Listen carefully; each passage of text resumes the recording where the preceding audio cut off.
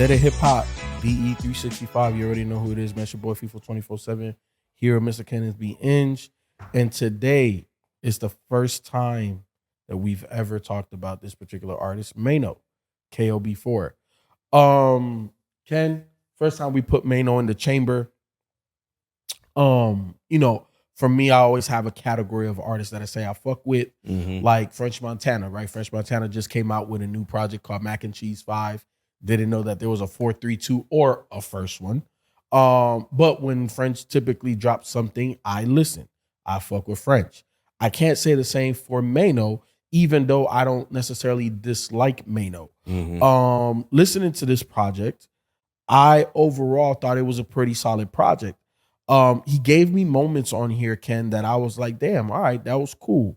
Like right after the intro with Violence, I thought it was a dope way that he painted the picture. My City, I thought that was an anthem. Business, the one with Fat Boy Izzo, the way that they used that Aaliyah sample, I thought that was really dope. It felt like damn near like a drill beat, but if I'm pretty sure a lot of youngins that never heard that Aaliyah song will hear this for the first time and be like, oh, this is really dope. But for me, Ken, overall, this was a relatively good project. I feel like he lives in this middle space where he's not all the way commercial, but he's not necessarily underground. Very interesting career, right? Like he had High Hater, can't never usurp that record. You know what I'm saying? I don't even think honestly he's gotten close on his own. I know that he's been featured on a couple of other joints that have charted and stuff like that. But Maino's an interesting character. Because he's not somebody that's trying to be lyrical miracle, go over your head. His lyrics are very direct from his perspective because he's a street nigga. You know what I'm saying? And to me, that's how he delivers his music. And he understands what he is. He doesn't try to be something he's not. And I respect him for that. Yeah, I mean, I was wondering why Maino was still rapping or why he's rapping. And, I saw that his whole career started out of boredom. So I think he ended up falling in love with him. That's why he's still doing what he's doing. I don't think that Maino is a bad rapper. I don't think that, I think he has a good flow. He has you can tell when he's, rapping in terms of like charisma, presence, stuff like that. It's just, I think he's just a guy that has a fan base that seems to mess with him. I think he's just one of those serviceable guys. And that's pretty much it. I thought the project wasn't good. I mean, wait, let me say that. Oh, wait, yeah, I think that's right. It wasn't bad. It wasn't necessarily all the way super good. I think it was just kind of middle of the road. All right. Yeah. I think there's some a couple of good records on here. But I think there are some other attempts where he's trying to go for the trending sound, a radio joint on here like the one with Fabulous, et cetera, et cetera. So overall, I think you kind of get in and out. It does its job. He collects some streaming checks or royalties or whatever, and that's it. And niggas ain't getting paid off streams, Ken. Look, he's getting, I don't know what type of merch he got, but that's how rappers get paid. They get paid off of touring.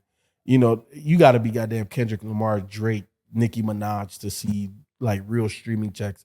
And even for the amount of streams you get, what you get paid out that's a whole nother conversation. But in talking about Maino, and to me, he's a championship role player, meaning that he's not gonna lose you a game, but he's not necessarily gonna win you a game. Like he's not the superstar.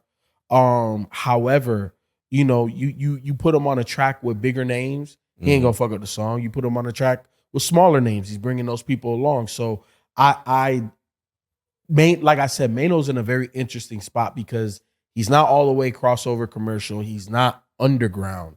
He's in this void of hip hop.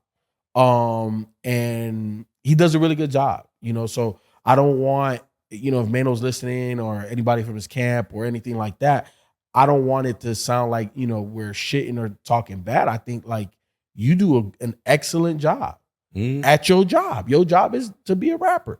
You know what I'm saying? I think you do a really good job. It's just that not everybody is destined to be Jay-Z or Drake, and he's not trying to be. And that's why I say I respect him. Like he knows what he is. He gives what his fans want, and you got a good project. Yeah. K.O.B. 4 is a good project overall. So my overall is a B. Overall for me, C plus B minus. Got you. When it comes to the rapping, and obviously we're going in reverse order today, but in terms of the rapping, I give him a C. I give him a solid B. I give him a solid B because again, he's not a lyrical miracle trying to wow you with lyrical prowess or anything like that. Again, he's a straight shooter. He paints a picture very vividly from his perspective. So I give him a B in terms of the rapping. Yeah, I'll follow you with the B. I think he did his job.